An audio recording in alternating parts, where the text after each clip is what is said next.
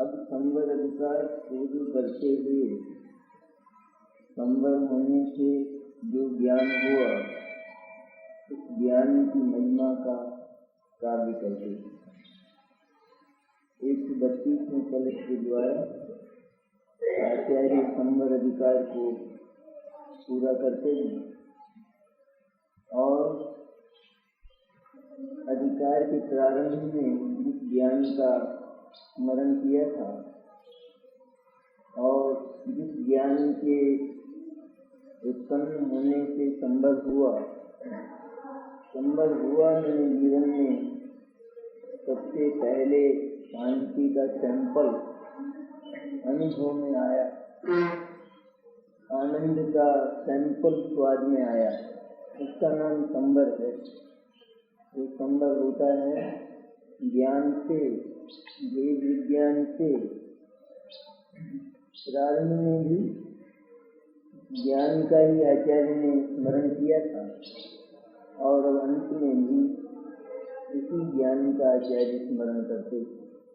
जिस ज्ञान के प्रसाद से, जिस ज्ञान की कृपा से अनादि से नष्ट भ्रष्ट आत्माओं का जीवन बदला। पहली बार जीवन में अतीन्द्रिय सुख का अनुभव हुआ, ज्ञान की महिमा, इसका स्मरण आचार्य से करते। 132वां कलश।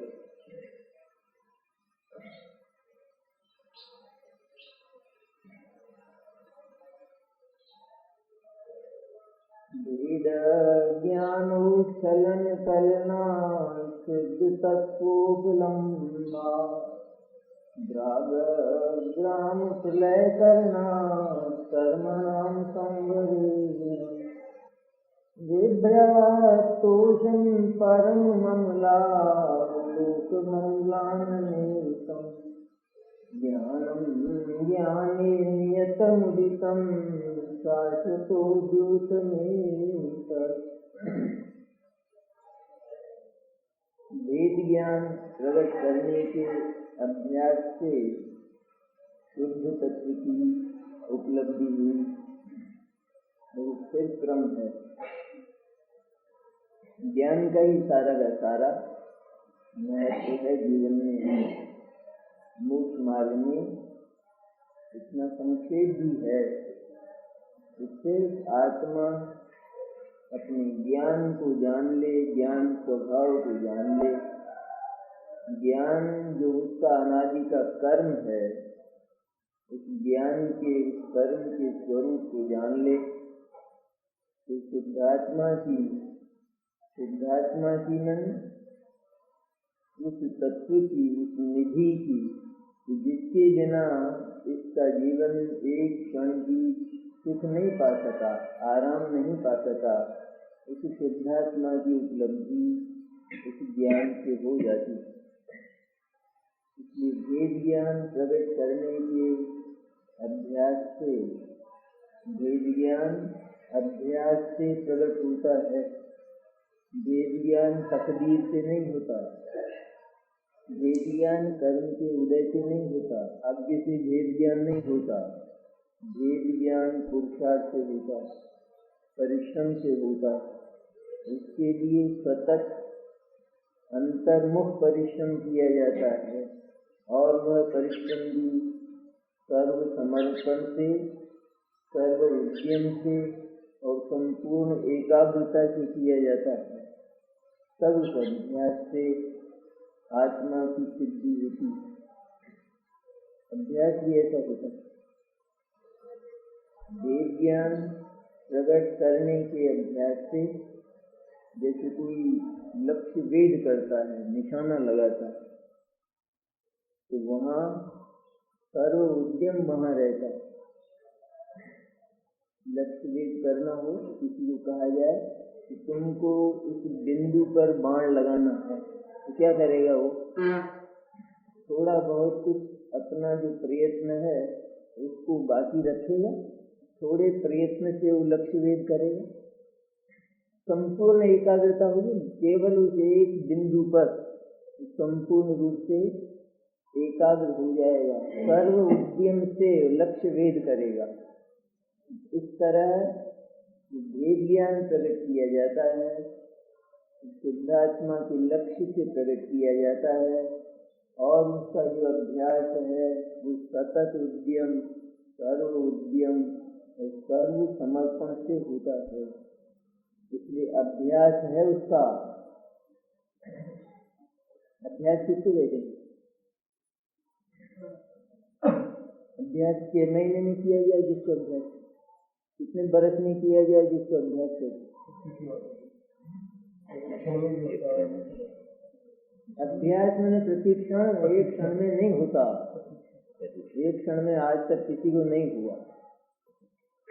हर क्षण उसका, जब से उसके मांगल्य का, उसकी मंगलमयता का बोध हो, ज्ञान हो, यही एकमात्र मंगलमय है मेरे जीवन में, तब से निरंतर हर क्षण उसका अभ्यास किया जाता है। बच्चे जब प्रारंभ में पढ़ना प्रारंभ करते हैं ना, अभ्यास नहीं करते, और जो गुरुजन हैं वे अभ्यास नहीं कराते। कैसे कराते हैं? वो बोलते हैं, फिर बच्चे बोलते हैं, फिर घर के लिए उनको काम करने को देते हैं, उसको अभ्यास कहते हैं ना, एक्सरसाइज। तो कैसा होता है अभ्यास? तो वो घर जाते हैं, तो घर जाने पर भी निरंतर वही काम। मैंने वर्णमाला पढ़ता हूँ, तो उस वर्णमाला में भी एक एक वर्ण को 20-20 बार लिखेगा, उसको बोलेगा, इसका नाम अभ्यास है। अपना अभ्यास कैसे करते हैं? वेद ज्ञान का कैसे करते हैं? कर तो रहेंगे, कर रहे हैं, बैठे हैं, कर रहे हैं, क्या दूसरी बात। घर जाने पर दूसरा अभ्यास, 12 घंटे के बाद थोड़ा सा और हो जाएगा। वो भी थोड़े से लोगों को, ज्यादातर लोगों को भी 24 घंटे में ही, 24 में भी हो जाए तो हो जाए, शादी ब्याह में चले जाए तो वहाँ का ऐसा अभ्यास है। जिस शादी में जाने की जरूरत नहीं हो वहाँ भी जाए, टाल सके तो वहाँ नहीं जाए, इसको टाले नहीं, इसको टाल दे भले। मैं इतने दिन इससे वंचित रहूंगा, ये किसी को थोड़ा विचार नहीं भीतर, ये जो मेरी असली खुराक, असली मेरी आत्मा की रचना करने वाली, मेरी आत्मा को पुष्ट करने वाली, इससे मैं वंचित हो जाऊंगा। इस पाप के अवसर को टल सके तो टाल दूं, ऐसा प्रयत्न मुमुक्षुओं का नहीं, जो रोज इसको सुनते इनको इसका महत्व है।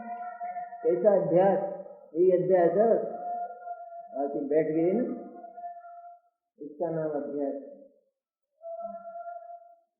ये अभ्यास नींद में भी अभ्यास होता है, उसको कहते हैं अभ्यास।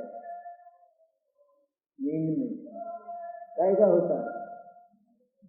नींद में अभ्यास किसका होता है? सब जानते हैं अपनी अपनी अपनी क्या है।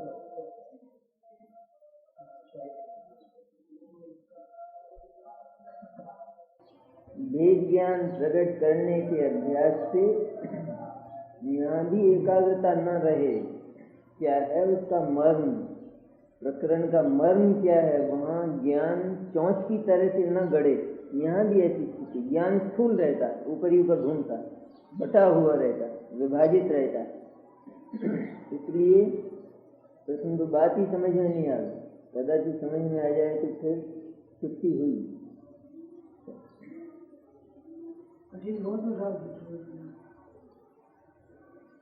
कठिन है पर मंगलमय है, इसलिए सबसे पहले करना चाहिए। कठिन तो है ही, कोई ऑपरेशन तो कठिन होता ही नहीं, करना चाहिए। ऑपरेशन तो यही थोड़े हो जाएगा, इसके लिए तो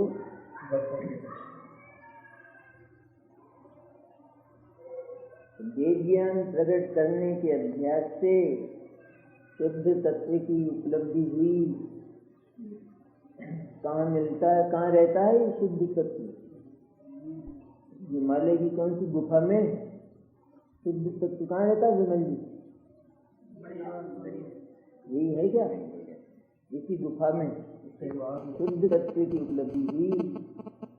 उसका ये ज्ञान केवल अपना और पर का भेद रूप विकल्प नहीं, केवल इतना ही करता रहे, मैं नहीं आ रहा और ये नहीं आ रहा, ये नहीं आ रहा और मैं नहीं आ रहा, उसकी कोई सिद्धि नहीं।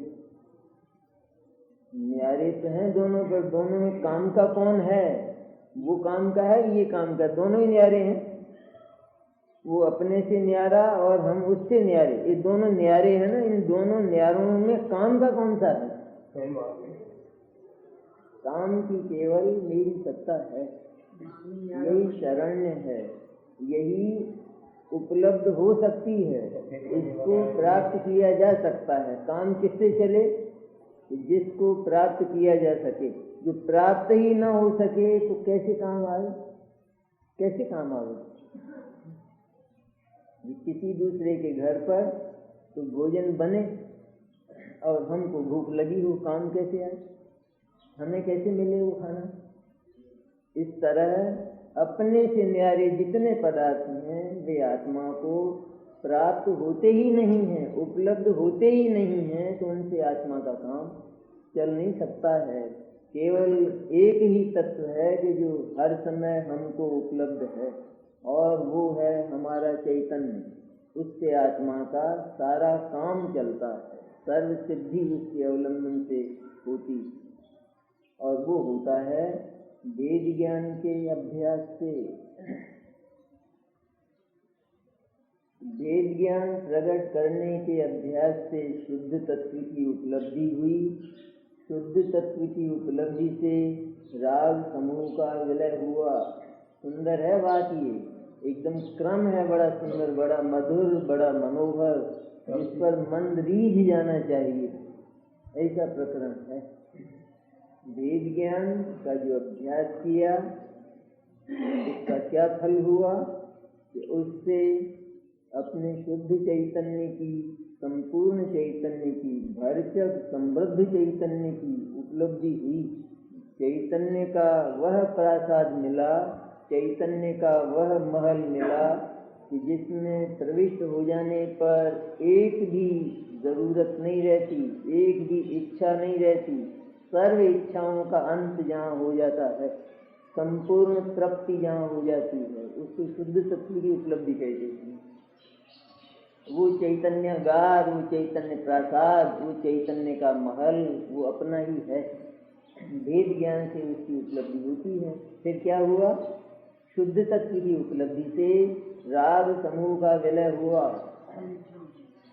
जब शुद्धात्मा की उपलब्धि हुई और वह संपूर्ण दिखाई दिया, वह अत्यंत समृद्ध दिखाई दिया, वह उसकी समृद्धियां अक्षय दिखाई दी, तो फिर अन्य पदार्थ के प्रति जो लगाव था, आकर्षण था, ममत्व था, वो समाप्त हो गया। स्वाभाविक है नहीं बात? तो कुछ ज्यादा पसीना आता है बात करने में। शुद्ध तत्व की उपलब्धि से राग समूह का विलय कैसे हो जाता है? जितना कुछ राग पैदा होता है वह पर पदार्थ के ममत्व से पैदा होता है। जहाँ एकत्व में विश्राम मिला, एकत्व में अत्यंत तृप्ति मिली, तो वहाँ उसके अतिरिक्त जितने थे उन सबसे लगाव टूट गया, आकर्षण टूट गया, प्रीति टूट गई, ममत्व टूट गया। इस तरह वे राग के बादल विलायमान। हाँ, वेद ज्ञान की आंधी जहाँ चली तो राग के बादल ध्वस्त हो गए, छिन्न भिन्न हो गए। तो राग समूह का विलय करने से कर्मों का संभव हुआ। करने से लिखा है ना, राग ग्राम प्रलय करना। राग के समूह का, ग्राम मन समूह, राग के समूह का प्रलय करने से, राग में प्रलय मचाने से, राग का प्रलय करने से लिखा है, करने से। कौन करता है? आत्मा करता है। वेद ज्ञान का अभ्यास करता है तो उसे शुद्धात्मा को उपलब्ध करता है, और शुद्धात्मा को उपलब्ध करने से राग ग्राम का, राग के समूह का विलय कर देता है, प्रलय कर देता है, ध्वस्त कर देता है उसको। राग समूह के विलय करने से कर्मों का संभव हुआ और कर्मों का संभव होने से ज्ञान में ही निश्चल हुआ। ऐसा यह ज्ञान उदय को प्राप्त हुआ। कर्मों का संभव हुआ, सर्वी कर्म, द्रव्य कर्म और भाव कर्म संभव हुआ न सबका। सबसे पहले भाव कर्म का संभव किया इसने। कैसे किया? शुद्धात्मा की उपलब्धि हुई तो राग समूह का विलय हुआ। राग समूह का विलय हुआ मैंने भाव कर्म का संभव हुआ। जगत के अनंत पदार्थों से, उनकी अनंत समृद्धियों से, निधियों से, उनके गुण पर्यायों से आत्मा का सर्व संबंध टूट गया। वह संबंध के जो नकली था, असली नहीं। नकली संबंध तोड़ने में अनादिकाल बीता। नकली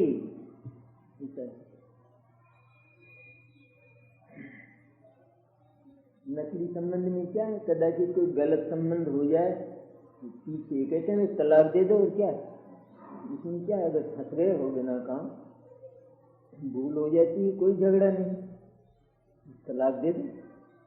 नहीं दे सकते, क्यों हरकत? गलत संबंध हो जाए नहीं कर सकते। असली को मत दे देना, नकली की बात करते हैं तो समझ जाए ना भूल से। इसी तरह यहाँ भूल हो गई थी। आत्मा राग के साथ प्रीति कर बैठा था, और जब इसको भेद विज्ञान में ये पता चला कि यह तो प्रीति करने लायक नहीं है, ये संबंध करने लायक नहीं है, तो भेद ज्ञान में इसने तलाक दे दिया। हराम है कहते हैं, आज से राग करो तो।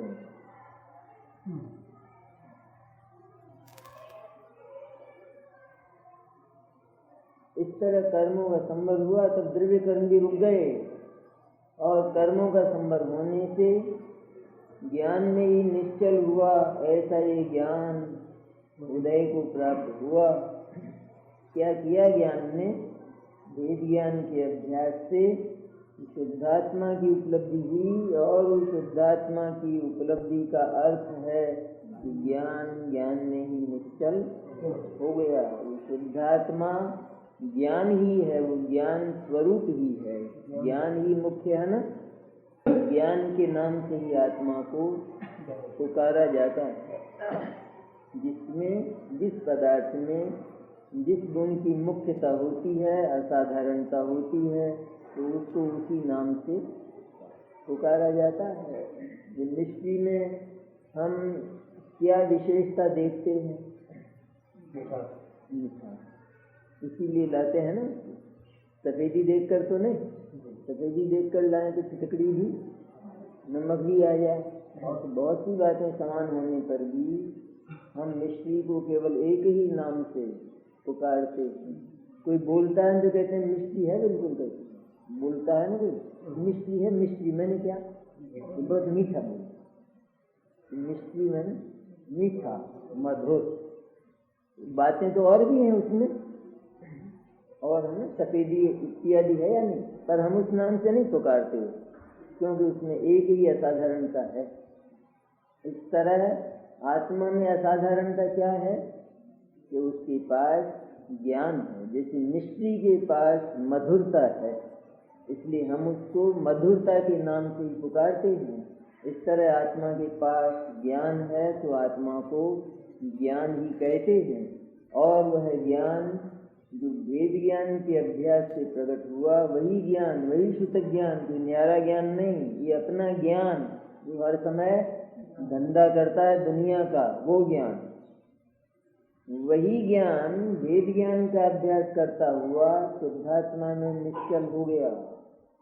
ज्ञान में निश्चल हो गया। मैंने शुद्धात्मा मैं ज्ञान स्वरूप हूँ ऐसा जानकर ज्ञान अन्य से बिल्कुल पृथक हो गया।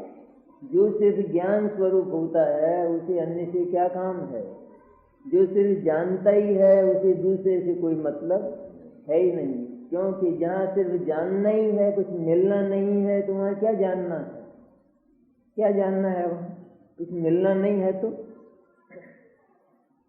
किसी का कोई बहुत लंबा चौड़ा किस्सा सुनाए और अपने को उससे कोई प्रयोजन ना हो तो अपन कहते हैं क्या है, लेकिन होगा नहीं, हुआ होगा, टाइम वेस्ट क्यों करना पड़ा? ये तो सब हुआ तो उनके घर में हुआ ना, अपने को क्या है? तो जो सुनाने बैठे तो हम उसको बिल्कुल उदासीन भाव से जाता हुआ कर देते हैं।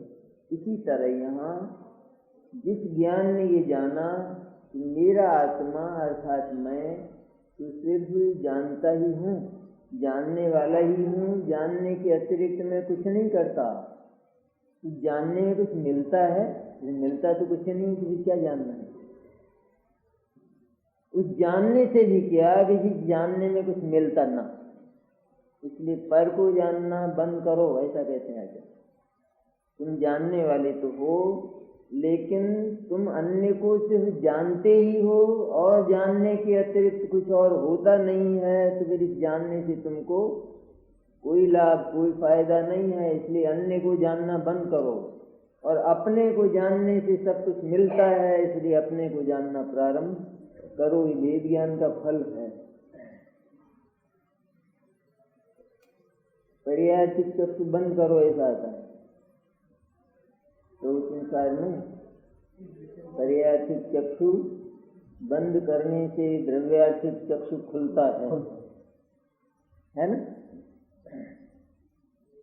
द्रव्यार्थिक को भी बंद कर देने का है, द्रव्यार्थिक को भी बिल्कुल बंद करो। एक बार खोलो तो सही, तो बाद में देखा जाएगा। खोलो तो एक बार, जिसकी आंख ही बंद हो गई हो तो कहीं एक बार खुले तो सही है, फिर बाद में झपकती रहे तो झगड़ा नहीं है। कुछ झपकेगी तो सही आंख, लेकिन झपकना तो इसका स्वरूप है, कोई झगड़ा नहीं इसमें। पर ये खुले तो एक बार, द्रव्यार्थिक चक्षु एक बार खुल जाए तो फिर ये निहाल हो जाता है।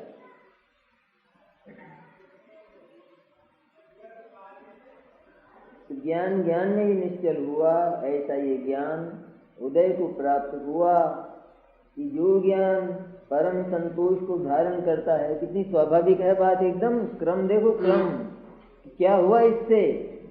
जो ज्ञान ज्ञान में निश्चल हो गया, आत्मा में निश्चल हो गया, तो क्या हुआ उससे?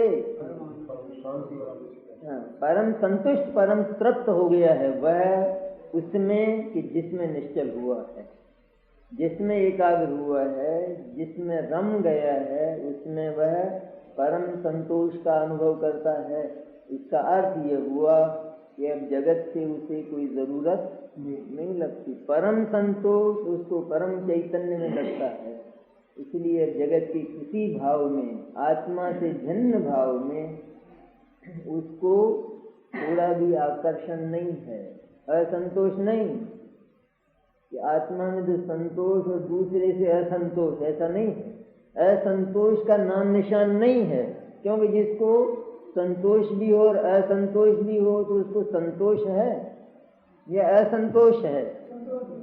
संतोष तो उसको कहते हैं कि जहाँ पर सारा असंतोष समाप्त हो गया हो। इसको संतोष मिला ही नहीं था, क्योंकि जगत में इसका कोई था ही नहीं। संतोष कौन दे? संतोष, सम मैंने संपूर्ण रूप से समानता से जो इसको तुष्टि दे, जो इसको तृप्ति दे, जो इसको प्रसन्नता दे, उसका नाम है संतोष। संतोष केवल अपनी वस्तु में ही मिलता है। अपनी वस्तु में निर्भयता रहती है, उसमें निशंकता रहती है। अपनी वस्तु का जो उपयोग है, उसका जो भोग है, उसमें भार नहीं रहता, किसी तरह की विपत्ति का अनुभव नहीं होता, निश्चिंतता का अनुभव होता है। जब हम अपने घर में खाना खाते हैं, किसी से मांग कर नहीं लाए हैं तो आराम से, भले ही कैसा ही भोजन हो, लेकिन निश्चिंतता से खाते हैं नहीं। इसलिए खाते हैं कि हम ये अनुभव करते हैं कि इसमें किसी का एहसान नहीं। इस तरह शुद्धात्मा में जो ज्ञान लग गया है, निश्चल हुआ है, उसी शुद्धात्मा में ऐसा संतोष प्राप्त हुआ है कि वह अब कहीं नहीं जाना चाहता। जो कहीं जाना चाहता है वह संतुष्ट नहीं है, क्योंकि अज्ञान वो तो पद पद पर एक को छोड़कर दूसरे में चला जाता है, गमन कर जाता है। 5 इंद्रियों के जो विषय हैं उनके लिए आचार्य ने ऐसा क्यों कहा? ये तो आकुलता है। इसलिए कहा ना, एक विषय में इसको तृप्ति मिलती ही कहाँ। एक विषय जिसको ये तृप्ति के लिए स्वीकार करता है तो उसमें तृप्त होता होता वो तृप्ति अतृप्ति में बदल जाती है। इसका नाम तृप्ति है? देखो दशा, देखो तृप्ति के लिए किसी विषय को इसने, किसी पदार्थ को स्वीकार किया और उस पदार्थ का उपयोग करते करते करते करते वो तृप्ति अतृप्ति में बदल गई। इसको तृप्ति कहते हैं। और तब ये फिर किसी दूसरे पर चला गया। खाना खाने बैठा, खा गया, थोड़ा सा ज्यादा खा गया, लाओ गोली है क्या आपके यहाँ पे? गोली की क्या जरूरत आ गई? तो बहुत परम तृप्तदायक था ना वो तो भोजन, तो इसीलिए तूने ज्यादा भी खाया, ज्यादा बढ़िया लगा ना, अच्छा ज्यादा खाया। तो कहते हैं कोई गोली है क्या? वो लवण भास्कर है क्या? लवण भास्कर है, हार्ड है क्या? इसको तृप्ति कहते हैं। जिसका अवलंबन तृप्ति में प्रवाहित करता हुआ अतृप्ति पैदा कर दे तो वो तो अतृप्ति ही थी, वहाँ तृप्ति थी ही नहीं। इसने कोई कल्पना कर ली होगी ऐसी। इस तरह हर विषय, जगत का कोई भी इस बात को घोषणा करके नहीं कह सकता कि मैंने तो अपने जीवन में इस विषय का तो खुलकर भोग किया है। कह सकता है?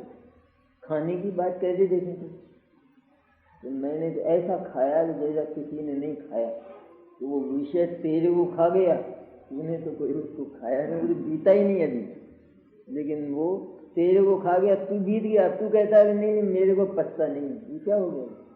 अब मेरे को ये चलता नहीं। अरे चलता था ना, इस पर तो तू अकड़ता था। मैं बादाम खाता हूँ रोजाना, मैं बादाम खाता हूँ यूँ। जिस समय था ना कि थोड़ा बहुत गर्मी थी ना भीतर खून में, इसमें क्या कहता था? तो दूसरा कोई कहता है भाई साहब जरा लगते बहुत अच्छे हो, क्या है बात, बिल्कुल फड़कते हो एकदम। तो बादाम खाता हूँ, बादाम तो बड़ा मटके से ऐसा कहता था। और वो क्या हुआ फिर 2-4 बरस के बाद ही, यार मेरे को पच्ची नहीं, क्या हो गया?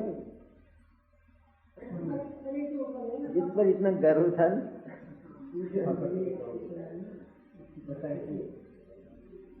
अरे ये फुटबॉल भी नहीं है, ये फुटबॉल को तो अवेयर के रखते हैं लोग, लेकिन ये शरीर ये इतना फुटबॉल है विषय का, इसको पूछता नहीं अंत में कोई।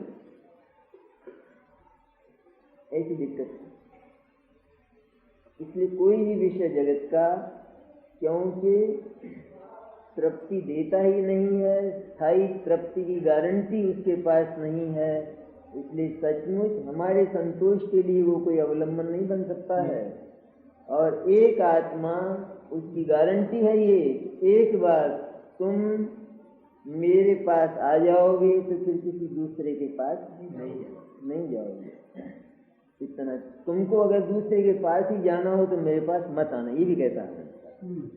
तुमको अभी आना जाना हो अगर, और वो तुम्हारी इच्छा अभी पूरी नहीं हुई हो तो मेरे पास मत आना, क्योंकि मेरे पास आए बाद किसी के पास जाना बनेगा नहीं, संभव नहीं होगा, इसलिए मत आना। जैसे अपने भगवान जी ही कहते कि तुम अभी अगर दूसरों से तुम्हारी तृप्ति नहीं हुई हो तो भी इन 33 करोड़ के पास जाना, और मेरे पास आए बाद फिर तुम किसी के पास जाओगे नहीं। ऐसा है, तुम्हारे पैर मेरे पास आने पर गड़ जाएंगे धरती में, एक कदम हिलेगा नहीं तुम्हारा पास। इसलिए मान तुंगाचार्य ने तो कहा कि आपके पास आने से क्या फायदा हो, भगवान ऐसा कैसा, आपके पास आने से क्या फायदा हुआ कि वो दूसरों के पास जाना ही छूट गया, दूसरों के पास जाने का मन ही नहीं करता, ये आपके पास आने से क्या फायदा हुआ? तरीका है नहीं बोलने का। हाँ, ऐसा वैसा नहीं समझ लेंगे, इसको कहते हैं व्यंजना। आपके पास आने से क्या लाभ हुआ? क्या मेरा मन कहीं जाने को करता ही नहीं। किंदीक्षितेन भवता भुवेन नान्य कश्चिन मनो हरति नाथ भवांतरे भी। आपको देखने से भगवान किंदीक्षितेन भवता, आपको देखने से क्या फायदा हुआ? भुवेन नान्य, जिनको देख लेने पर, आपको देख लेने पर इस समस्त भूमंडल में अन्य कोई मेरे आकर्षण का विषय नहीं रहा। भवांतरे भी इतना कहा है, भवन कहीं जाना ही नहीं चाहती,